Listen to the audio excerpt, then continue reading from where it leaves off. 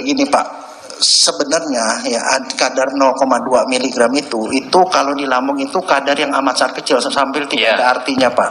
Nah Pak, di hati itu tidak ada sianida dan tidak ada tiosianat, itulah yang membuktikan bahwa itu tidak ada Pak. Karena orang disebut keracunan kalau dia sudah masuk dan masuk ke hati Pak. Itu mungkin nggak diakibatkan karena keracunan sianida? Tidak Pak. Tidak. Karena hasil dari Abdi Waluyo 0 Pak. Jadi kalau dibilang bukan karena sianid, saya tidak terima. Saya sebagai ahli menyatakan, saya hampir pastikan. Itu pendapat saya. Saya hampir pastikan bahwa yang bersangkutan meninggal itu karena sianida. Tapi saudara, selamat datang di channel Pusat Informasi. Informasi kali ini saya akan membahas tentang peradilan buat anak bangsa. Jadi tidak ada salahnya jikalau kita membahas tentang keadilan untuk anak bangsa yang terkriminalisasi atau yang terzolimi misalnya. Jikalau kita membahas tentang anak bangsa yang terkriminalisasi atau yang dikriminalisasi, yang tidak mendapatkan keadilan misalnya, di saat dia sudah dijadikan tersangka ataupun dia baru mau dijadikan tersangka, tentunya kita wajib berkomentar karena kita sebagai anak bangsa dan kita sebagai warga Indonesia yang baik ya, jikalau ada seseorang yang kira-kira terkriminalisasi atau ada seorang anak bangsa yang menjadi korban ya ketidakadilan di republik ini, tentunya kita sangat wajar sekali dan pantas sekali ya untuk bersuara. Tidak ada salahnya kita untuk bersuara atau berkomentar. Akan tetapi saya akan menyapa teman-teman terlebih dahulu ya, warganet dan ya netizen yang cerdas ya. Mudah-mudahan kalian sehat semuanya dan terima kasih atas support dan dukungannya. Kalau kita berbicara tentang ketidakadilan, tentunya kita selalu ingat seorang anak manusia yang menjadi ketidakadilan atau seorang anak manusia yang kira-kira di saat persidangan pun, ya di rangkaian-rangkaian persidangan pun itu sudah ada sebuah kejanggalan-kejanggalan. Ya, jikalau kita boleh menilai seorang ya ahli yang didatangkan oleh jaksa atau oleh penasihat hukum, kita boleh dong berkomentar untuk mengomentari hal-hal yang kira-kiranya menjadi ganjalan-ganjalan di masyarakat atau di warganet atau di publik. Ya, kita tidak ada salahnya untuk mengomentari karena apa? Hukum di negeri ini harus mendapatkan keadilan, ya, harus mendapatkan keadilan. Siapapun yang tersandung masalah hukum, ya, harus mendapatkan keadilan dan kemanfaatan. Jikalau seseorang sudah mendapatkan keadilan, ya, dan kepastian hukum, itu tentunya siapapun juga akan lega. Kepastiannya di mana? Ya, keadilannya di mana? Kepastiannya bahwa orang itu dihukum, pasti bahwa orang itu telah terbukti ya dengan secara sah dan meyakinkan dengan barang bukti yang cukup. Dan tidak ada bukti yang direkayasa bahwa orang itu telah melakukan tindak pidana. Jadi semuanya juga kayak keluarga, kayak masyarakat juga pastinya akan tenang jikalau seseorang itu dihukum atau divonis mau penjara seumur hidup, mau hukuman mati, mau hukuman 5 tahun, 10 tahun misalnya. Akan tetapi sudah dapat kepastian bahwa orang itu ternyata memang benar-benar, dan kita juga melihat di persidangan itu, kita tahu di persidangan itu bahwa seorang itu memang benar-benar melakukan. Jadi itu ada kepastian. Sebagai keluarga juga jikalau divonis berapapun itu pastinya akan lega. Akan tetapi kalau tidak punya kepastian atau tidak ada kepastian ya, tidak ada kepastian hukum, kita yang jadi berpikir dan berbicara, saya akan mengajak teman-teman ya. Saya akan mengajak teman-teman, kita mari koreksi dan kita berkomentar. Saya akan memutarkan sebuah video. Teman-teman silahkan berkomentar. Apakah sudah benar? Apakah ahli ini benar mengutarakan pendapat hal yang seperti itu? Sudah layak atau belum? Ya. Nah, jikalau saya membahas tentang ketidakadilan ini, saya selalu akan bahas tentang Jessica Kumala Wongso, ya teman-teman. Tentunya ini ada kaitannya dengan kasus Jessica Kumala Wongso. Saya akan mengajak teman-teman untuk berkomentar di antara dua ahli ini. Apakah sudah layak dan benar seorang ahli ini mengatakan hal seperti itu? Ya, salah satunya Ya, seorang ahli ini mengatakan, saya tidak terima jikalau Mirna itu meninggal bukan karena sianida. Itu dari kubu sebelah ya. Itu ahli yang didatangkan dari kubu sebelah. Masyarakat akan berpikir, kenapa bisa tidak terima? Apakah memang sudah dipaksakan harus, walaupun ini belum selesai, kasus ini belum terbukti, hakim belum mengetok palu, ya, belum memvonis bahwa Jessica Kumala Wongso yang bersalah, atau hakim belum memutuskan bahwa Mirna ini meninggal karena sianida. Akan tetapi dia, ya, seorang ahli, beliau itu mengatakan, saya tidak terima jikalau Mirna meninggal bukan karena sianida. Ya, di sisi lain, ahli, yaitu ahli yang didatangkan oleh kubu Jessica Kumala Wongso atau yang didatangkan oleh penasihat hukum Jessica Kumala Wongso, mengatakan bahwa 0,2 mg itu tidak cukup untuk mematikan seseorang. Ya, misalkan seperti itu. Nanti tonton videonya ya, teman-teman ya. Saya akan putarkan videonya nanti ya. Jikalau di antara dua kubu ini, ya, ahli satu dan ahli lain ini masih dalam bersaksi, ya, di persidangan, berarti belum jelas ya bahwa Mirna itu matinya diakibatkan karena apa? Karena ini masih menjadi perdebatan. Ini baru adu ya atau uji materi ya, materi penyebab kematiannya itu apa. Lalu nanti ketemunya nanti pasti setelah hakim menentukan dan vonis, itu keyakinan hakim nanti ya kan. Akan tetapi ini di persidangan seorang ahli ini mengatakan, saya tidak terima jikalau Mirna meninggal bukan karena sianida, diakibatkan karena korosifnya. Nah, korosifnya ini karena apa? Gitu kan? Bisa saja. Misalkan ini korosif ini karena penyebab lain, bisa jadi ya kan? Korosif bukan karena sianida aja mungkin, ya. Mungkin bukan karena itu saja mungkin. Saya orang awam, tapi bisa menduga gitu ya, korosifnya bukan karena itu saja. Oke, dalam persidangan itu dua orang ahli ini ya, oke lah kita beradu kesaksian dan pembuktian di situ. Nanti silahkan majelis hakim yang menilai. Ya, di antara dua kubu tersebut atau di antara dua ahli yang didatangkan oleh jaksa penuntut umum dan yang didatangkan oleh dari pengacara atau penasihat hukum Jessica Kumala Wongso. Akan tetapi jangan sampai dia bilang, ya, kalau menurut saya tidak terima jikalau Mirna meninggal bukan atau korban meninggal bukan karena sianida. Ini saya jadi timbul pertanyaan, mungkin masyarakat juga bertanya-tanya, teman-teman netizen warganet. Oke, saya putarkan dulu teman-teman ya. Ini pernyataan dari ahli yang didatangkan oleh penasihat hukum ya atau kuasa hukum Jessica Kumala Wongso, yaitu Dr. Jaya. Silahkan teman-teman nanti berkomentar ya, teman-teman ya. Baik, tadi Anda mengatakan bahwa kadar 0,2 mg itu tidak diakibatkan atau apa tadi bahasannya? Coba diulangi, kadar 0,2 mg. Begini Pak, sebenarnya ya kadar 0,2 mg itu kalau di lambung itu kadar yang amat sangat kecil sampai tidak ada artinya Pak. Nah, sebenarnya yang harus jadi.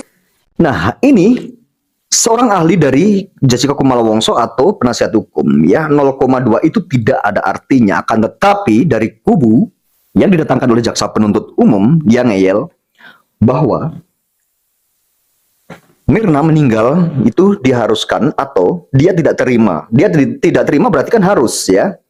Itu meninggalnya diakibatkan karena sianida yang ada di dalam tubuh Mirna atau yang ada di dalam lambung Mirna ya teman-teman ya. Kenapa ini perlu dikomentari? Kita sebagai anak bangsa jikalau ada kejanggalan-kejanggalan di persidangan, terus mungkin teman-teman yang dulu tidak pernah nonton atau belum pernah nonton ya, di saat persidangan dulu ya belum pernah nonton hal-hal yang ini yang saya putarkan ini. Mungkin setelah menonton ini mungkin jadi berpikir, oh iya ya kok bisa seperti ini. Jadi kita bisa mengoreksi teman-teman ya. Apa salahnya kita sebagai anak bangsa jikalau ada seseorang yang menjadi korban peradilan atau ketidakadilan di republik ini dari oknum-oknum yang sengaja memanipulasi misalnya. Apa salahnya kita juga berkomentar atau apa salahnya kita mengkoreksi agar ya peradilan untuk kedepannya itu semakin baik dan semakin bagus. Karena kita kritik dan mengkoreksi ini, sifatnya kita ini membangun. Ya, teman-teman, kita lanjut, teman-teman ya. Fokus kita itu di hati, Pak. Di hati itu tidak ada sianida dan tidak ada tiosianat. Itulah yang membuktikan bahwa itu tidak ada, Pak. Karena orang disebut keracunan kalau dia sudah masuk dan masuk ke hati, Pak. Kalau sekarang saya bertanya dibalik, apakah 0,2 miligram kadar yang ada di lambung itu mungkin nggak diakibatkan karena keracunan sianida? Tidak. Nah, ini ya pernyataan dari seorang ahli yang didatangkan oleh Jessica Kumala Wongso atau penasihat hukum ini tidak bisa membuat seorang meninggal dunia jikalau 0,2 miligram tersebut. Akan tetapi ahli ini boleh saja berpendapat lain di persidangan, ya, dihadirkan sebagai ahli, boleh berpendapat lain, dan nanti hakim yang akan menilai semua itu, ya.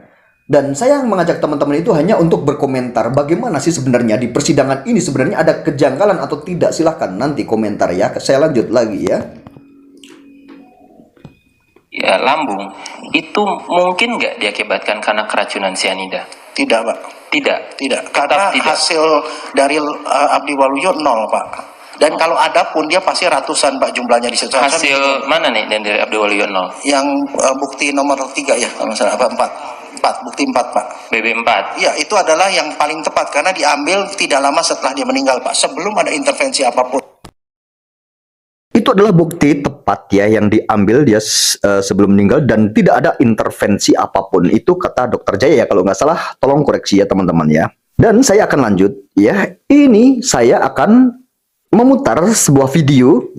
Video ini adalah seorang ahli yang didatangkan oleh jaksa penuntut umum, dan bagaimana komentar kalian. Dan disinilah yang saya katakan tadi bahwa saya tidak terima ya jikalau korban itu meninggalnya bukan karena sianida. Oke, saya putarkan ya teman-teman ya. Tadi saudara mengatakan bahwa sebenarnya di alam kita ini terdapat sianida, ada dalam apel, ya, ada dalam singkong dan sebagainya. Nah, ada secara sains nih, secara sains saya tanya, apakah juga ada kemungkinan bahwa korban umpamanya ada masuk itu memakan sesuatu yang mengandung sianida sehingga didapatkan di dalam lambungnya? Secara sains. Tadi saya bilang, kalaupun ada dia makan tadi singkong apa itu tadi, itu pun tidak akan sampai segini, Pak.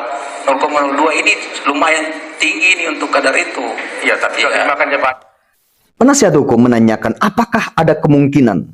Nah, sebagai seorang ahli dan kalau saya harus independen harusnya, apakah ada kemungkinan? Ya, ini baru mau mencari kebenaran material ya, atau beradu bukti ya, dicari bahwa sebenarnya itu seorang korban ini meninggalnya karena apa. Mungkin ada kemungkinan juga, kemungkinan gitu ya. Yang ditanyakan apakah ada kemungkinan gitu. Jikalau ya menurut teman-teman itu ada nggak kemungkinan? Silahkan berkomentar teman-teman ya. Ya kan boleh juga kan. Kalau makan singkong berapa, Pak? Berapa karung dia makan, Pak? Ya kita nggak tahu. Kita kan nggak tahu kadar yang makan singkong kan. Iya. Jadi saya tanya itu ada kemungkinan nggak? Ini secara sains saja. Ada kemungkinan nggak bahwa adanya cyanida dalam itu berasal dari makanan? Itulah pertanyaan saya. Jawabannya, kalau makan singkong itu harus berapa karung ya? Kalau misalkan ditanya seperti itu, tuh perasaan sudah ada ketendensiusan ya teman-teman. Jadi seakan-akan kamu harus, ini harus sianida. Ini kamu harus, kamu yang membunuh misalkan seperti itu, mungkin bisa jadi ya dalam hatinya. Ini komentar saya ya, ini pendapat saya ya, ini ya. Ini dugaan saya seperti itu gitu. Saya katakan tidak karena saya tidak. Saya dikatakan tidak dalam kasus ini, Pak. Kenapa? Karena tidak mendukung fakta kembali. Faktanya tadi korosif di dalam, tadi indikasi sianid tadi korosif itu. Jadi kalau dibilang bukan karena sianid, saya tidak terima. Saya sebagai ahli menyatakan, saya hampir pastikan. Saya sudah bilang ini, saya akan ulang-ulangi kata-kata ini. Saya hampir pastikan, saya tidak terima, tapi dia bilang saya hampir pastikan. Berarti Dia bilang hampir pastikan dan dia tidak terima, tapi hampir pastikan. Berarti dia itu keterangannya masih ragu, ya. Jadi dia mengambil kesimpulan juga itu sebenarnya udah ragu, ya. Hampir, ya, tidak terima tapi dia menggunakan kata-kata hampir. Gitu. Kalau saya komentarnya itu ada keraguan. Itu komentar saya, ya. Begini, itu pendapat saya. Saya hampir pastikan bahwa yang bersangkutan meninggal itu karena cyanida. Tapi saudara, Saya tidak ragu sedikit pun, Pak. Tapi tadi saudara mengatakan dalam berita saat ini saudara tidak berwenang untuk menetapkan matinya korban. Iya, saya tidak bisa nyatakan dalam bentuk formal karena saya bukan dokter forensik, Pak. Jadi kenapa? Tapi pendapat saya beda pendapat, Pak. Iya, tapi di sini saudara katakan Berpendapat boleh nggak? Ini aneh, ya, tidak berwenang untuk memberikan sebuah pendapat, ya, di situ bahwa seorang korban ini meninggalnya diakibatkan karena cyanida. Itu sebenarnya tidak boleh memberikan pendapat, kan seperti itu. Akan tetapi dia bilang, iya memang saya tidak boleh memberikan pendapat. Kita tonton deh, teman-teman deh, komentar deh, ya. Pak, saya tanya. Loh, ini kan ditanya dah. Ini kan ditanya. Saya tidak bisa nyatakan dalam formal tertulis bahwa itu mati karena yang bisa menyatakan formal tertulis dalam per kan dokter, Pak. Itu di Indonesia. Di luar di Belanda boleh ahli toksikologi. Tidak boleh menyatakan dalam formal tertulis, akan tetapi pendapat ini sudah diungkapkan bahwa dia yakin, gitu ya, dan hampir, gitu ya, hampir mendekati, gitu ya, hampir berarti dia juga sudah mengutarakan pendapat, ya, sama aja sudah berpendapat sebenarnya, ya teman-teman, ya. Menyatakan kematian orang, cause of death. Coba ditanya di tempat lain. Tapi berita saudaranya benar ya? Saya betul saya katakan itu. Tapi untuk apa namanya tadi, itu tidak untuk maksudnya untuk saya nyatakan dalam bentuk formal. Kalau saya berpendapat boleh, Pak. Majelis Hakim yang mulia, saya berpendapat boleh, Pak, ya? Boleh. Saya berpendapat bahwa yang bersangkutan meninggal karena syahid, itu aja. Sudah, saya tidak ragu. Saudara menyatakan itu apa? Saya tidak ragu, ya. Karena kandungan cyanida ada. Ya, dulu. Saudara mengatakan itu adalah karena saudara memperkirakan masuknya 20 ml kan? Tadi saya sudah hitungkan Enggak, berapa. saya tanya, Kalau sekarang- punya 10 mili, sekarang saya bertanya. tetap aja melampaui batas ini. Iya, karena ada masuk 20 ml pikiran Iya. saudara kan? Nah, Tidak, saya bilang ini. sekarang saya tanya secara ilmiah. Ya. Seandainya tidak tepat 20 ml yang masuk. Seandainya tidak tepat jumlah yang saudara taksir bahwa yang masuk dalam tubuh Tidak tepat ini perhitungan Padahal ini juga baru tafsiran, ya. Jadi percobaan lah intinya seperti itu, ya. Jadi dia menguji coba dengan keahlian dia. Jadi cuman mengira-ngira, tapi dia punya keahlian seperti itu. Akan tetapi walaupun punya keahlian, apakah seseorang itu juga tidak bisa bersalah? Bisa jadi, ya. Mungkin masih ada salahnya karena cuman perkiraan. Yang bisa membuktikan itu memang barang bukti dan seorang itu benar-benar kelihatan, ya, melakukan tindak pidana atau tidak, melakukan kekejian atau tidak, melakukan pembunuhan atau tidak. Itu kalau menurut saya seperti itu, ya teman-teman, ya. Saya bukan seorang hakim, saya tidak tahu hukum, akan tetapi saya kalau melihat seseorang itu membunuh, misalkan, oh orang itu membunuh, berarti kan ada bukti, ya. Tapi kalau saya lihat seorang itu meninggal, ternyata saya melihatnya itu 1 jam kemudian saya baru lihat. Dan saya tidak tahu, ya, saya tidak tahu itu meninggalnya karena apa, gitu ya. Berarti kan harus dicari meninggalnya penyebabnya karena apa. Mungkin diotopsi dulu, ya kan? Mungkin, ya, dia dilakukan sebuah, ya, otopsi tadi. Harus diotopsi dulu, ya kan? Jadi tahu penyebab kematiannya itu seperti apa. Terkecuali memang ada saksi yang melihat, saksi fakta yang melihat. Itu pun saksi juga tidak cukup 1, ya kan? Seperti itu, teman-teman, ya. normal, Pak, ini Bukan, ini kan pertanyaan ahli. Seandainya Ya. jumlah yang masuk itu tidak tepat 20 ml, kurang umpamanya. Katakan kalau 2 ml. Oh, enggak bisa, Pak. 2 data sesuai dan dukung 4 tidak dukung 4. Enggak. Saya sudah bilang tadi. Pertanyaan ahli kan? Kan kita Seandainya. ahli harus didukung 4, Pak. Saya bilang. Saya pikir ahli kan memberikan keterangan sebatas yang sudah dicantumkan.